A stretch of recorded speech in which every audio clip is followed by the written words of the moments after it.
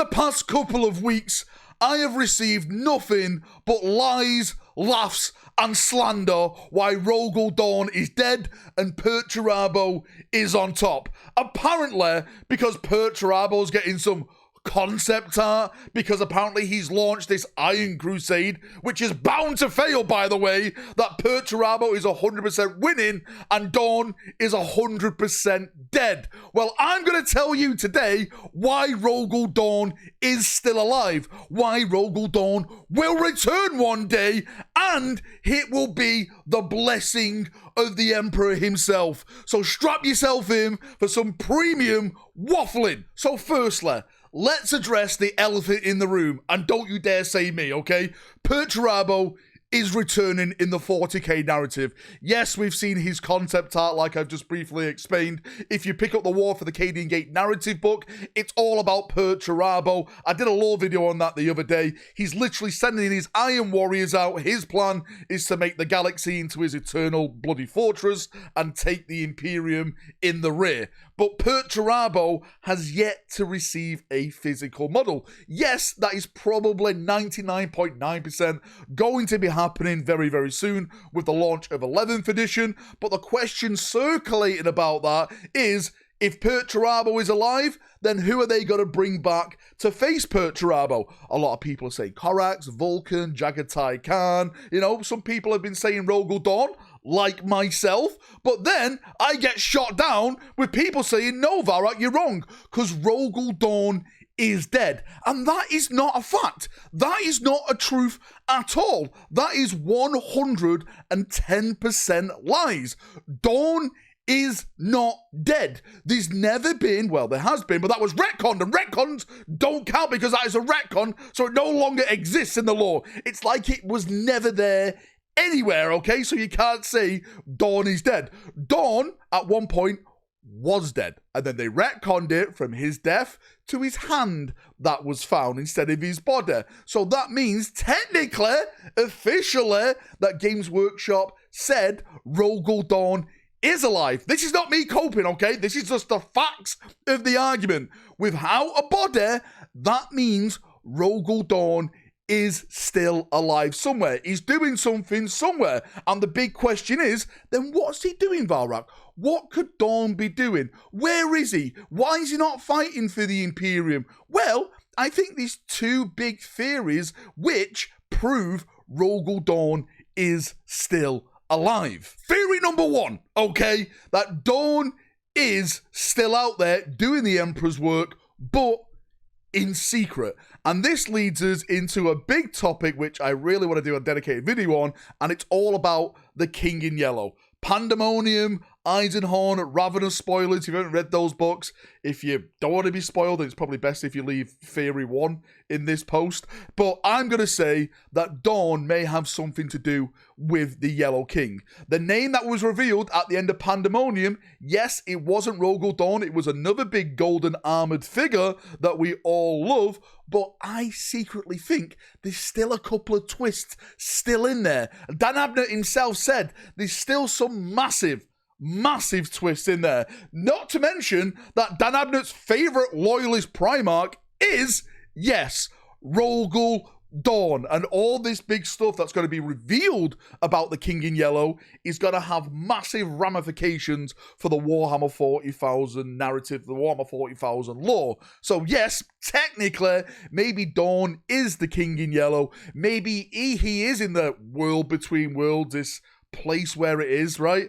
And he's secretly building that army of blanks. He's secretly building that army to take on Chaos. He knows what Chaos is, and the only way to defeat Chaos is build that army. This is why, like, craft worlds are going after him, maybe. This is why entire, like, Chaos warbands have been deployed to try and take it down and stuff like that, because they know the threat that is coming from the King in Yellow.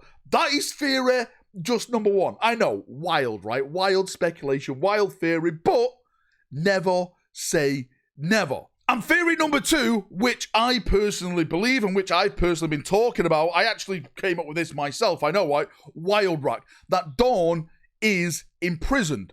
Dorn is a prisoner slowly watching the Imperium die. This is the worst fate for ROGAL Dawn. Well, who's imprisoned in them? The Iron Warriors? Perturabo? That loser couldn't keep a dog in a cage, right? What an absolute failure he is, right? He is the worst when it comes to Primarchs. I'm talking about the Alpha Legion, and I'm talking about Alferis. I say Alferis because Dorn did kill one of the twins. That is law, that is a fact, that did happen. And I think the other twin has got revenge on ROGAL Dawn by one, taking off one of his hands and leaving it because he did chop off one of the brother's hands when he fought against him and then eventually killed him. So that is a sign, technically, he's left it there as kind of like, you know, you take my brother's hand, I'll take your hand and leave it for your sons as well. Now, why would the Alpha Legion imprison ROGAL Dawn? Why would Alferis, I'm just going to say Alferis like this because we don't know if it's Alferis Omegon or maybe the third head of the Hydra, which again is another theory within itself. Why would they imprison ROGAL Dawn? Why would they not just kill him and just watch him die to get their revenge? Because that doesn't work for Dawn. For Dawn to die, Dawn has done his duty to the Imperium. That is the greatest death you could give him. He dies for the Emperor. He dies for the Imperial Dream. He dies for the future of his sons. No, no, no, no, no. You don't want to do that. What you want to do is imprison Dawn, make it so he can't escape, and make him watch the galaxy slowly burn. The Imperial Dream that he fought for so bloody long, the Emperor's Dream, slowly fade away, and he can't do anything about it. That is the perfect revenge on ROGAL Dawn. But of course, ROGAL Dawn is going to escape one of these days. He's got to come back to the Imperium and he's got to go full on Crusader Dawn Templar mode and burn every heretic, witch, and non-believer that he sees. And for you people still doubting me, I just want to say this, right? Games Workshop loves Primarchs. You know why they love Primarchs? Because Primarchs makes them money. Mortarion, Guilliman, Angron, Fulgrim, the Lion, soon to be Perturabo coming back, right? It makes them the big bison bucks. So it's in their favor to keep bringing back Primarchs into the setting because it's all about the money. And ROGAL Dawn, right? People won't like this. He's got to make them a absolute mountain of cash of money.